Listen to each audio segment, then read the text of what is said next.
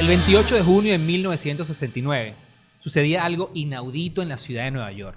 Por primera vez, los miembros de la comunidad LGBTIQ+ se rebelaban contra el sistema y la opresión. Fue la primera revuelta pública. Se confrontaron con la policía buscando sus derechos y la igualdad.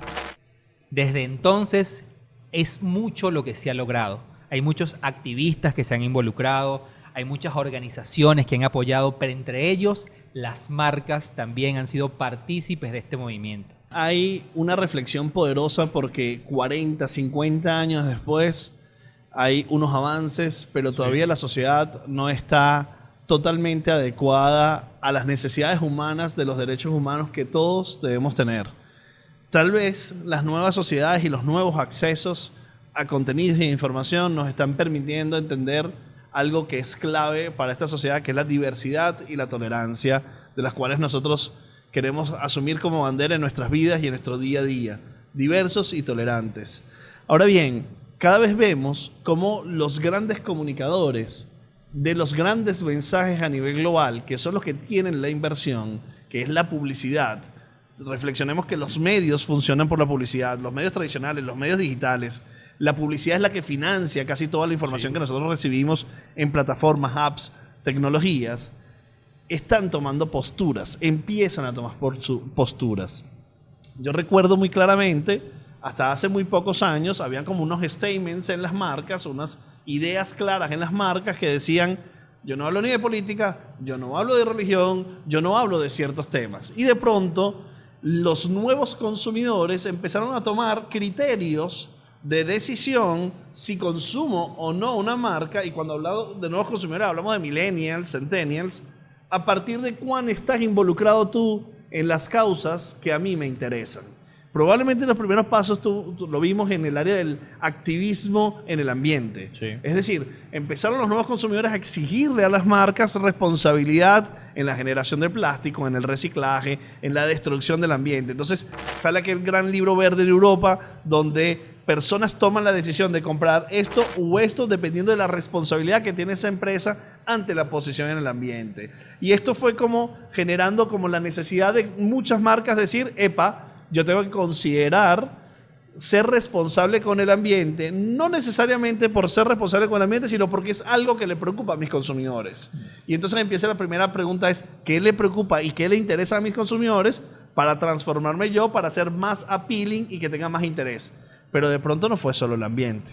De pronto fue la lucha racial, de pronto fue los derechos humanos, de pronto fue la lucha de la mujer, de pronto fueron muchas luchas que se fueron generando, y sobre todo en los Estados Unidos, donde empezaron a exigirle a las marcas posiciones. ¿Qué tienen que hacer las marcas? Es la gran respuesta que nos empiezan a exigir, empezamos a ver y vemos varias prácticas y varias reflexiones que queremos poner sobre la mesa. Pero empecemos tal vez, Juan, entre esa idea del Pride, el orgullo. Empecemos un poco sobre esos primeros escenarios que tenemos sobre las marcas y las posiciones que deberían de tener. A ver, nosotros hay algo que históricamente hemos dicho en este podcast. Obviamente todas las personas que nos escuchan saben que abordamos muchos temas, pero el marketing puede ser una gran torta de todo abarcar una gran torta de todo lo que nosotros hablamos. Y siempre hemos dicho, el objetivo del marketing es vender.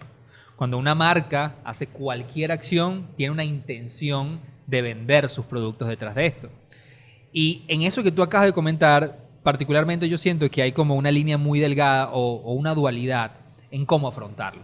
Porque si bien generacionalmente se sabe que hoy en día, sobre todo las nuevas generaciones, vamos a llamarlos los centennials o los late millennials, han expresado abiertamente que sus preferencias de compra están asociadas a aquellas marcas que son socialmente más responsables, y eso es una realidad. Yo como consumidor o parte de una generación voy a decidir por un producto u otro dependiendo de cuán involucrado y cuán responsable es tu posicionamiento en la sociedad. Eso es una realidad. Pero por el otro lado, tienes qué tan honesta es tu involucración por la causa. Hace rato, justo antes de grabar, estaba leyendo un artículo que decía que el tema del mes del orgullo gay ya se está convirtiendo, por ejemplo, en Estados Unidos, uno de los holidays más importantes en términos de venta.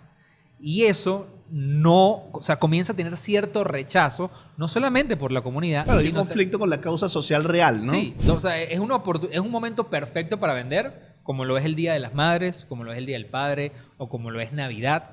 Pero realmente hay una preocupación honesta por aportar y ayudar a la causa, entendiendo, como tú le decías hace rato, que hay muchas cosas que todavía no están resueltas.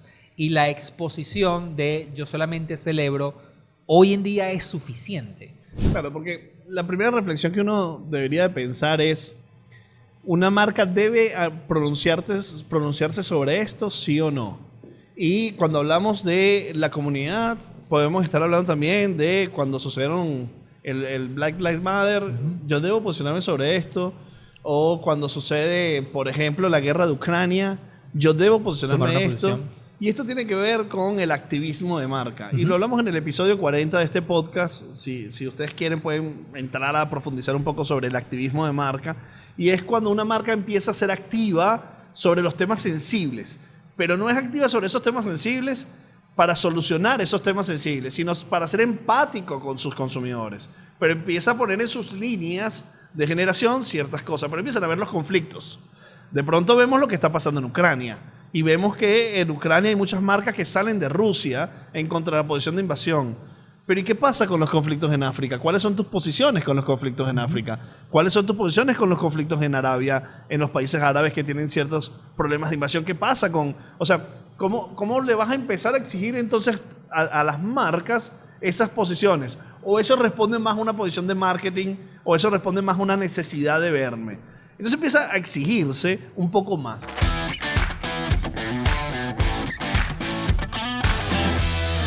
John, vacílate esto. ¿Me creerías si te digo que lo máximo que una persona puede caminar son 22.300 kilómetros? Porque eso es lo que viene en la garantía de nacimiento. ¿Por qué hay que hacer cambio de meñisco y cosas? No, pero mínimo habría que revisar esa rodilla. ¿Y por qué eso, Juan? ¿Por qué esa cantidad de kilómetros exactos? Porque literalmente ese es el camino más largo que una persona puede hacer a pie. El camino empieza en Ciudad del Cabo, en Sudáfrica, y 22.387 kilómetros después termina en Magadán, Rusia. Pasas por 3 continentes, 17 países y el recorrido completo dura cerca de 4.492 horas, lo que equivale a ver casi 500 veces la trilogía del Señor de los Anillos o ver 2.659 veces este video. Juan, pero ¿por qué tienes que sacar esos ejemplos tan raros, men? Bueno, John, nadie nunca ha hecho esta ruta. Ya nosotros hicimos 40 horas de podcast. ¿No te animas? Déjalo así. Déjalo así.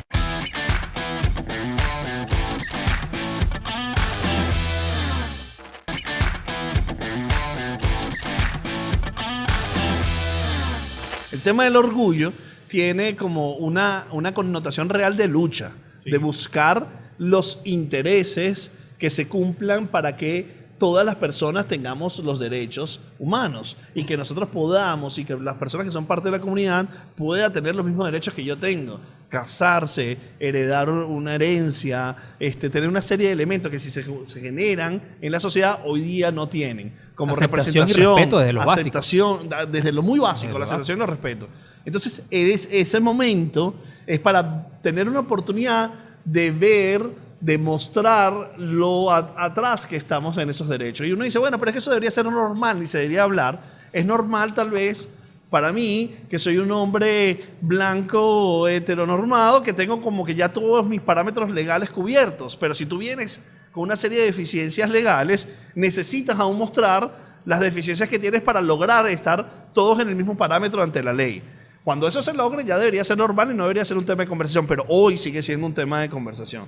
Entonces, es un tema que yo tengo como un conflicto sobre si es una celebración. O sea, porque hay muchas marcas que se montan sobre la celebración, cuando no necesariamente es una celebración. Es más bien recordar que existe un tramo que hay que recorrer. Tengo dudas de cuál es la posición que cuando una persona que está luchando por los derechos ve que una marca se monta a celebrar, cuál es su sentimiento, cuál es su emoción. Tengo dudas de esa conexión. Yo creo que hay un tema importante porque yo no sé si la palabra celebración es la correcta, ¿ok?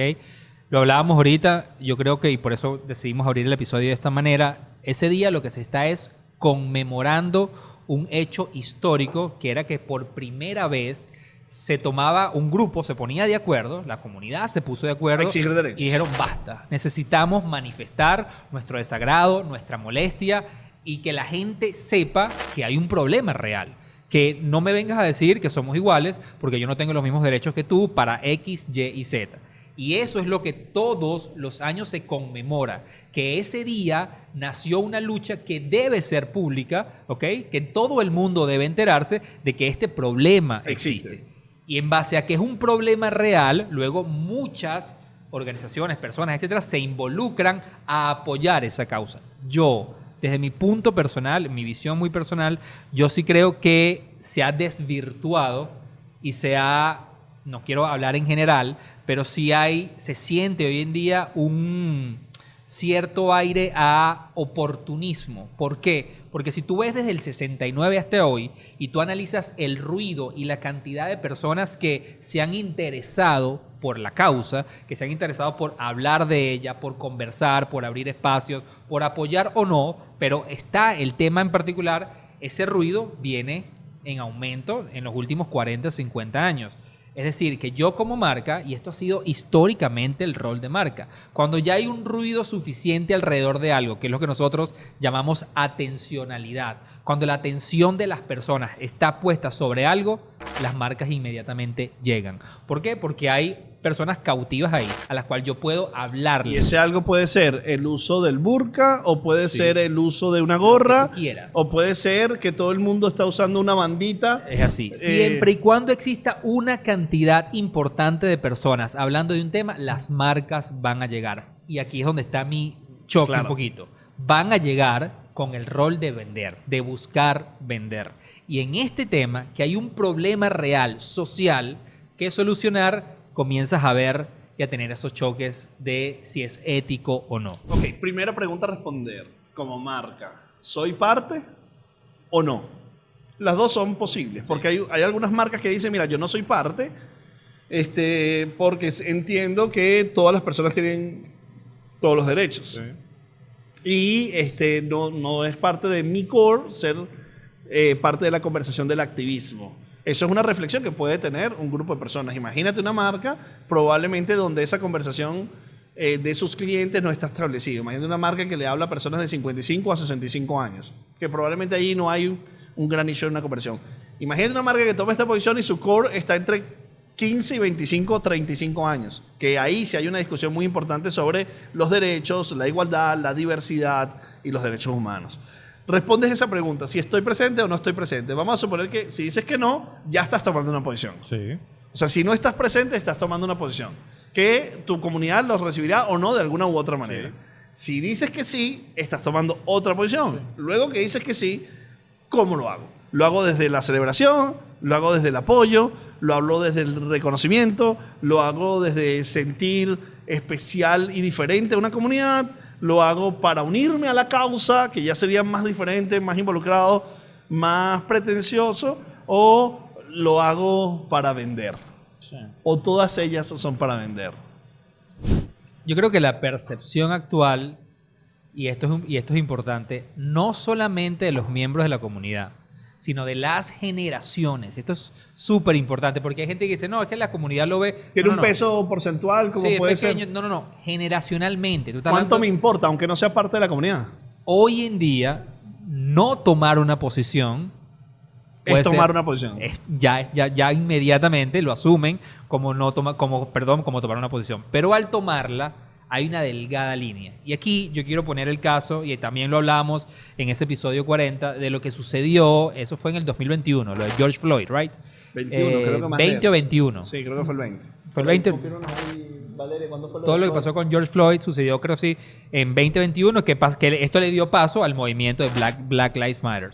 Una de las cosas que sucedió, y reconozco que fue primera vez que yo sentí tanto ruido alrededor de esto, es que yo recuerdo cuando estaba sucediendo todo el movimiento en su pico, era increíble ver cómo todas las marcas se fueron sumando, todas las marcas hicieron un post, todas las marcas tenían publicaciones en stories en Instagram. Fue como abrumador ver cómo las marcas se volcaron hablar de este tema. Tanto así que las mismas organizaciones que estaban detrás de esto dijeron, las personas que realmente no estén comprometidas no hagan tanto ruido porque nos están haciendo muy difícil visualizar los casos que realmente importan. Es decir, Ajá, no, había demasiado ruido de marca. Explique eso mejor porque me interesa. Explique eso mejor. Una de las cosas, eso sucedió en el 2020, nos confirman aquí producción.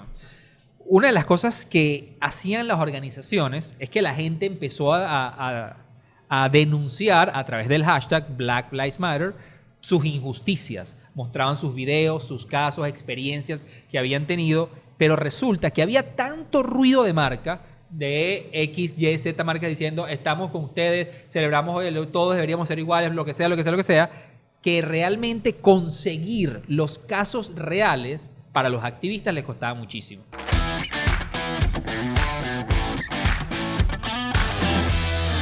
Juan, vacílate esto. ¿Me crees si te digo que hay una mujer que ha estado en 4 de las 6 películas más taquilleras de la historia del cine? Si de algo estoy seguro, es que algo de billetico debe tener. Te lo aseguro, te estoy hablando de la actriz dominicana estadounidense Zoe Saldana. Aunque era actriz de chamita, se hizo popular cuando salió en la saga de Piratas del Caribe. Pero la reventó cuando llegó fue a Star Trek. Ajá, yo creo que me acuerdo de ella. Ese papel le dio la oportunidad de protagonizar Avatar. Y años más tarde se convirtió en otro alien, Gamora de los Guardianes de la Galaxia de Marvel. O sea, entonces ella siempre ha representado cosas raras del espacio. Pero entonces no ha hecho ningún rol así de humana normal. Sí lo ha hecho, pero ninguno ha pegado tanto como estos. Ella apareció en Avatar, Avatar 2, Avengers Infinity War y finalmente en Avengers Endgame. La única actriz que ha logrado algo como eso. Es que casi que se dice que si quieres tener una película exitosa, tienes que tenerla a ella en la película. Casi, pero hay otro dato interesante en esa lista. 3 de las 5 películas más importantes de la historia son del mismo director, James Cameron, que hizo Avatar 1, Avatar 2 y Titanic. O sea que esto reconfirma algo que todos sabemos. James Cameron es el papá de los papás. Mira, Juan, eso depende del gusto de cada quien. Ese pana en esas 3 películas hizo más de $7,000 millones en taquilla. ¿Tú no crees que él se anime a hacer una producción El Patio de la mano con Televen? Algo como El Pitch. Agarra ahí.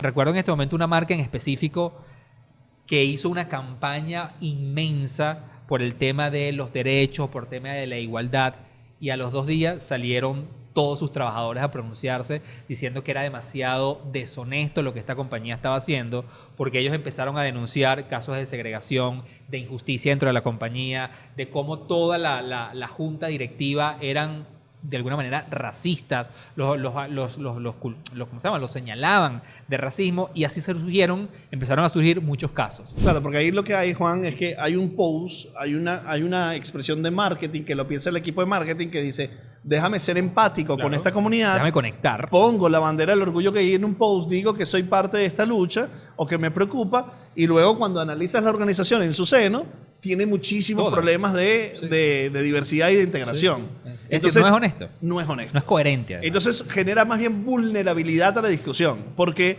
se hace vulnerable porque lo que uno quisiera como sociedad es que esa empresa no diga un post, sino que esa empresa tome posición en diversidad y aceptación. O sea, que permita que todo el mundo tenga las mismas oportunidades. Y no solamente hablando de la comunidad, sino hablando de los derechos de la mujer, hablando de las... en general, exacto. De los gorditos. Los calvos. No, claro, pero eso es muy mínimo porque yo no he tenido ningún tipo, nunca problemas por ser gordito. O sea, nunca he tenido una segregación por ser gordito. Y las personas de la comunidad sí lo han tenido por su condición. Pero eso es un buen punto, porque eso es otro gran issue en las discusiones cuando... Por su condición nada, no es una condición, por su punto de vista. Sobre todo lo hemos tenido en las últimas semanas, porque hay gente que dice, bueno, ya va, espérate un momento, pero es que yo me puedo montar a celebrar y apoyar así como lo hago el Día de las Madres, así como lo hago el Día del Padre. Y yo creo que no es igual, porque tú lo acabas de mencionar. O sea, como madres, como padres, no están segregados. Realmente no han sido, o sea, una mujer no ha sido atacada socialmente por ser madre, por su rol de madre. O como tú lo acabas de decir, una persona por su condición de sobrepeso no ha sido atacada. Y ahí nos podemos meter en aguas de bullying, etcétera, etcétera. Pero realmente no hay una injusticia marcada socialmente. Entonces, para mí, el punto número 1 parte desde la honestidad. Si tú vas a hablar de esto, tú realmente tienes que cuidar que en tu estructura como compañía, como marca, el discurso realmente es honesto. El segundo punto para mí, que está extremadamente ligado, tiene que ver con la coherencia.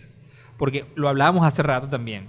Otra de las cosas que sucedió, y va a suceder ahorita nuevamente, y ya vamos a profundizar, en el año 2018, Adidas decide hablar públicamente de esto, pero ellos deciden ir más allá. Adidas lo que dice es, nosotros no solamente queremos colocar un post, o sea, nosotros queremos demostrar que estamos comprometidos en apoyar la lucha. Y una de las cosas que hacen es que en su tienda online abren una sección, diseñan en alianza con algunos diseñadores especiales unas zapatillas especiales para el Día del Orgullo Gay, donde un porcentaje de las ventas de esos zapatos se iba a apoyar a las organizaciones que estaban luchando realmente y que tienen tiempo luchando por esto. Hasta ahí tú dices, maravilloso, perfecto, qué bien este tipo de acciones. Pero luego llega, eso sucede en el año 2018, mismo año del Mundial de Fútbol que sucedió en Rusia, donde Adidas fue el principal sponsor, es decir, el que más plata invirtió, siendo Rusia el país donde más segregación y más rechazo a los derechos y a la comunidad. Entonces tú dices, ¿dónde está la coherencia? Entonces ahí es donde se evidencia, desde mi punto de vista, ojo, que es una oportunidad. Yo quiero recordar, Juan, que nosotros estamos abordando esta conversación desde el punto de vista de las marcas y el marketing. Marcas, tú es marcas. Nosotros no somos especialistas de derechos humanos, tenemos sensibilidad en el tema, nos preocupa mucho porque nos preocupa mucho la diversidad y la inclusión general, pero es desde el punto de vista, probablemente hay ciertas falencias en nuestro conocimiento sobre los derechos humanos y las luchas reales que hay detrás. Entonces, esas controversias creo que son propias de la transición que estamos viviendo como sociedad. Sí. Es decir, no tenemos desarrollado todo el discurso y la estructura, pero estamos empezando a transitar esas necesidades y esas exigencias. Y obviamente las marcas están paradas allí, porque de pronto las marcas no pueden resolver el tema de los derechos humanos. No es su rol. No es su rol. Entonces, no es rol necesariamente ser partícipes de las causas, pero sí es su rol entender las necesidades de sus consumidores. Totalmente. Y en esa búsqueda está la posición que yo quiero encontrar ante estas cosas. Y para mis consumidores es muy importante el tema de la comunidad, cómo lo integro o no, cómo lo digo no. Hay casos dramáticos de esto. O sea, por ejemplo, cómo utilizó a Colin, ¿cómo se llama? El jugador de fútbol americano. Colin Kaepernick. Nike para las campañas de Black Lives Matter es poderosísimo. O sea, pasó a la acción.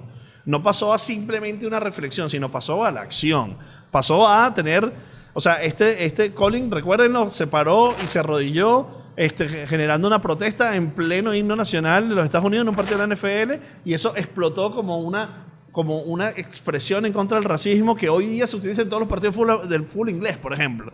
Es decir, es mucho impacto. Y Nike lo que hizo fue parte de su campaña principal, es decir, lo puso en el cañón de la atención. Y esto es importante porque las marcas son los que tienen el dinero. ¿Es así? Una organización no va a contratar 75 vallas a nivel nacional y una campaña de televisión. Entonces es importante esta sensibilidad para exponer cosas. Pero creo que la palabra clave está en la honestidad.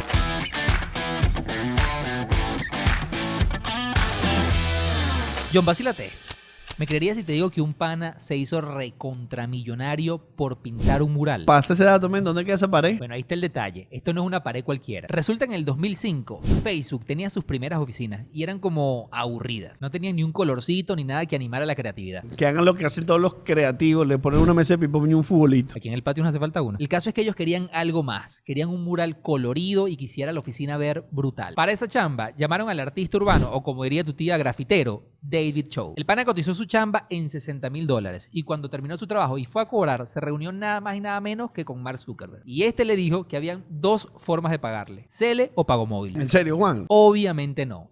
Esto fue lo que le dijo: tengo dos maneras de pagarte. Uno, te doy tu dinero ya, o te doy acciones en nuestra compañía. Coge datos ahí, basura, para que vengas a hacer un muro en el patio, alto negocio. Recordemos que estamos hablando del año 2005. Facebook apenas estaba empezando y David no tenía ni idea ni nada de las acciones, pero él agarró y tomó esas acciones que representaban el 4% de la compañía. Todos sabemos que Facebook siguió creciendo y en el 2011 salió a la bolsa. Y esos $60,000 se convirtieron nada más y nada menos que en $200 millones. Y hoy en día están valoradas en más de $5,000 millones. No, no me digas eso. Mira, ¿no habrá alguna filtración, una cosa que uno pueda hacer allá y que le paguen unas acciones? Está complicado. Mira que yo con media acción de esa me quedo tranquilito y feliz.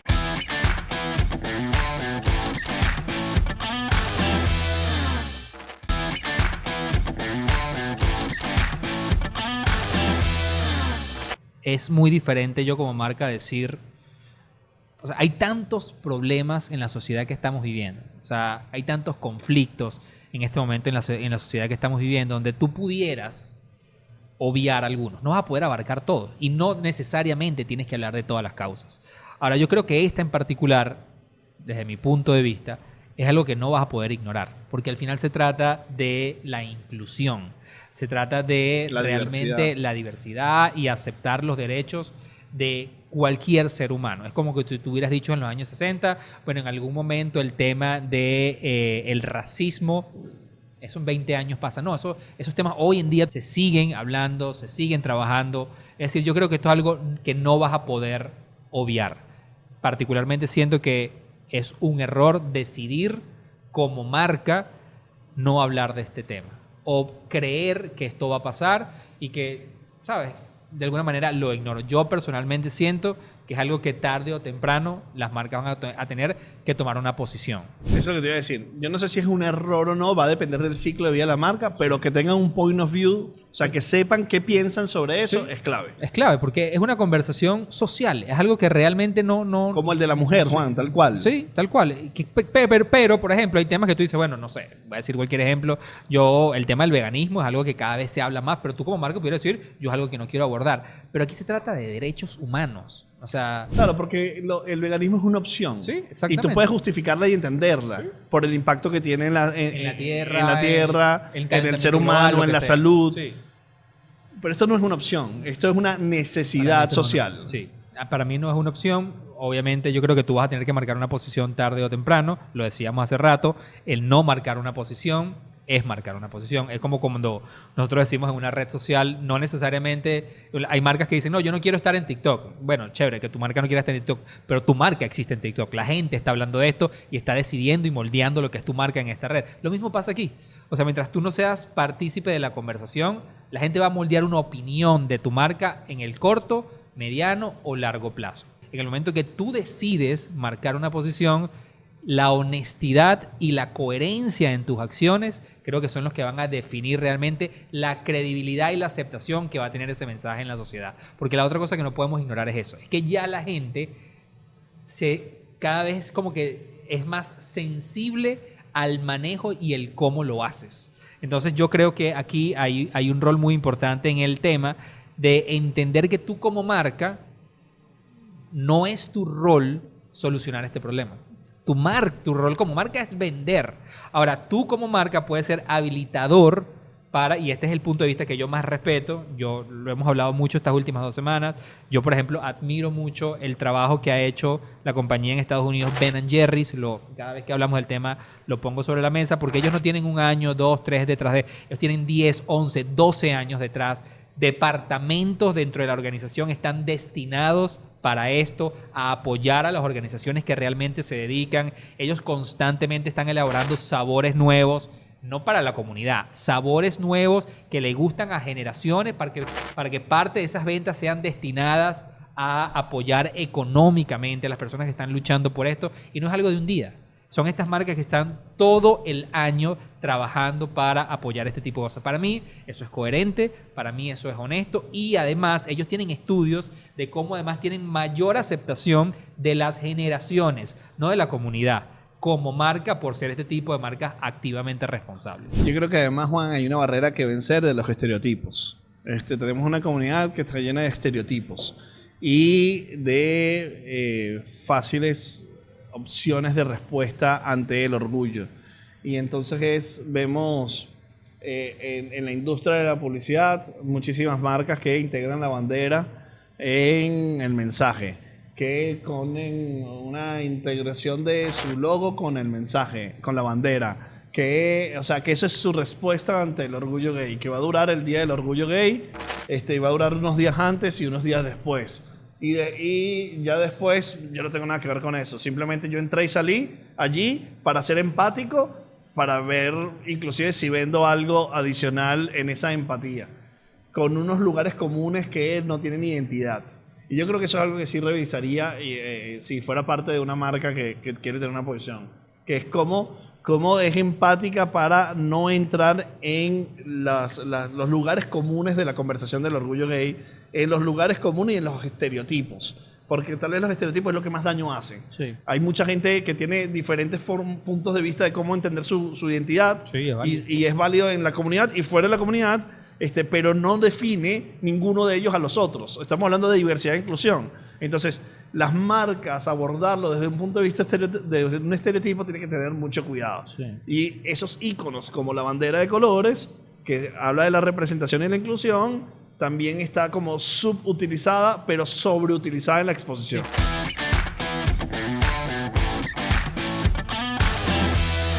Juan, vacílate esto. Existe un restaurante donde solo cocinan las abuelitas. ¿What? John, eso es tremenda idea. Este restaurante se llama Enoteca María y queda en Nueva York. Su fundador es Johnny Scarabella, un emigrante italiano que cuando llega a Nueva York, ¿qué es lo que extraña? La comida de la nona. Y el tipo tuvo una idea brillante, crear un local donde las abuelas del mundo fueran las que hicieran la comida. Es que yo te digo algo, John. La comida de las abuelas es mágica. Juan, Augusta, mi abuela, vivió 105 años y esa hacía un Milo con molho bilhão, que es una comida portuguesa más buena que no. Ahora mejor que una Pepsi con pollo, no. Pero volvamos al cuento. Este pan agarró a 30 abuelas de distintos lugares del mundo y creó un menú mensual para que ellas cocinen. Ellas seleccionan la receta y hacen el menú. Es que 30 abuelas, 30 sazones diferentes. No, ya ese lugar está anotado por un must go. Mira, actualmente tienen abuelas de Perú, Sri Lanka, Argelia, Italia, China y tienen un programa constante que están buscando abuelitas para tener una rotación. Ok. Llegó el momento de postular a una abuela venezolana para que haga el mejor asado negro de Nueva York. Pero postula la tuya. ¿Tú te imaginas conseguir esa chamba en Nueva York? Y luego ella te manda plata a ti. Se invierte en los papeles, papá. Juan, ¿sabes qué? Yo quisiera que la gente que escribiera aquí abajo cuáles son las recetas de tu abuela que más te gusta, porque lo que quiero ver es el recetario venezolano de las abuelas. Llévatelo.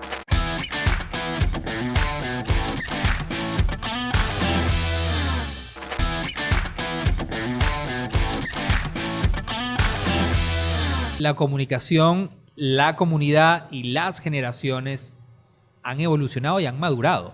Probablemente hace 5 o 6 años atrás, cuando tú hacías un post de la bandera, tú decías, bueno, qué chévere que esta marca nos está tomando en cuenta. Pero ya hoy en día eso se ve como el lugar común. Yo recuerdo hace no sé cuántos años atrás, 5 o 6 años atrás, la marca en Estados Unidos Skittles, cuyo ícono, no por la comunidad ni por nada, sino de toda la vida, ha sido el arco iris.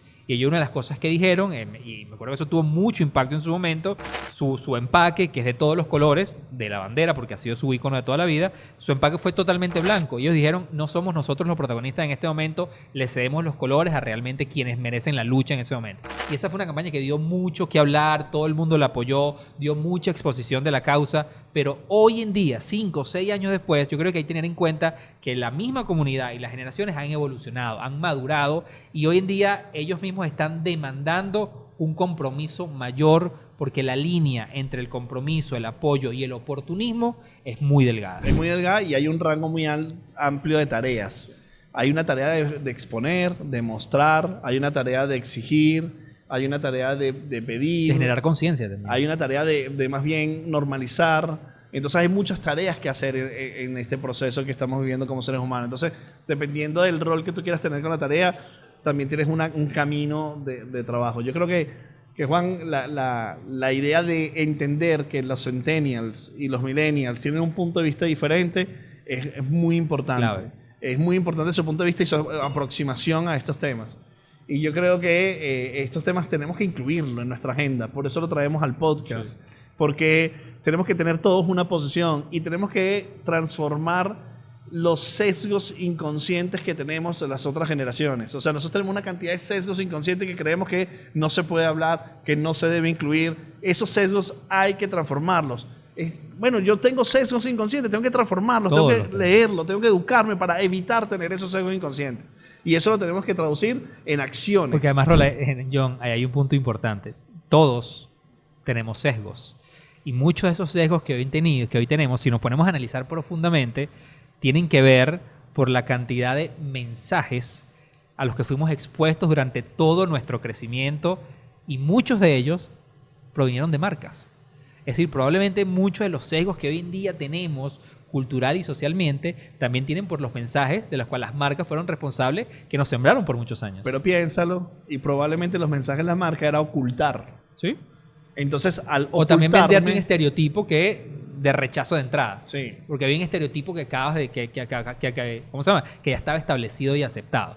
Obviamente, donde nosotros quisiéramos llegar es que... Y no se trata de respeto, John. Sí, de respeto, se trata de entendernos, se trata de adorarnos y amarnos tal cual como somos, diversos e inclusivos con cualquier característica que seamos, porque se trata de ser humanos. Sí. Y si nosotros queremos ser humanos, tenemos que ser honestos. No podemos solamente pretender ser humanos, pero en el trasfondo tener una visión netamente comercial de explotación de un momento de una comunidad que necesita una exposición. Eso para mí es lo terrible. Si logran las marcas duda alguna. sobreponer eso, estarían haciendo el trabajo. Totalmente. Yo creo que el oportunismo aquí lo que está de más. Obviamente hay una causa, hay muchísimo trabajo por hacer. Nuevamente, John, esto es nuestro punto de vista. Tenemos semanas reflexionando sobre Y esto mucho que aprender. y hablando. Nos falta muchísimo que aprender, pero al final creo yo que mientras mantengamos nuestra coherencia, porque hace 1 año, 2 años ya lo hablamos, esa coherencia y esa honestidad por la aceptación entre todos. ¿Sabes qué, Juan? Que lo último que quería comentar es que dependiendo del país donde ustedes nos estén escuchando, hay diferentes avances o retrocesos. Totalmente. Si usted estaba en Estados Unidos, obviamente esto es una conversión que ya tiene mucho rato y una exposición que tiene mucho rato. Si usted está parado en algún país de Latinoamérica, probablemente tiene otros puntos de vista, probablemente más complejos para el abordaje de esto. Y hemos visto marcas en Venezuela, marcas en Colombia, marcas en Chile que han tenido ciertas aproximaciones y en esas marcas tienen que entender la aceptación y rechazo que tienen las comunidades.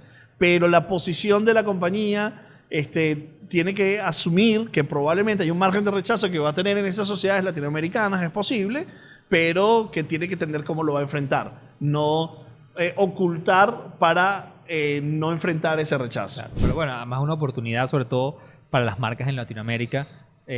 Ya tienes un abanico de lo que está pasando en los países del primer mundo, porque sí, si bien obviamente hay avances, pero todavía hay muchísimos temas por solucionar, pero sí te puede ayudar a entender el escenario que tarde o temprano te va a tocar asumir de este lado del mundo. Hay camino adelantado y hay camino recogido. Sí. Hay gente que equivocó, hay gente que se adelantó. Está Totalmente. la discusión sobre el tema de Disney, hay marcas que tienen approach más de causa, o sea, ya hay un camino recorrido de idas y venidas basado en el aprendizaje, así que la experiencia de otros países nos sirve. Creo que eso es todo por hoy, yo siento. Eso es, Honestidad, amor, paz y control.